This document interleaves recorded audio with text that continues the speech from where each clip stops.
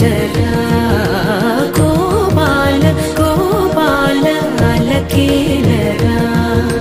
చీకటి వేళకి నీ పంచన చేరని మనసిది శమించునా వెన్నని మన్నని దోసములెన్నను చెల్లాట చాలించరా అల్లరి చేష్టల దండించిన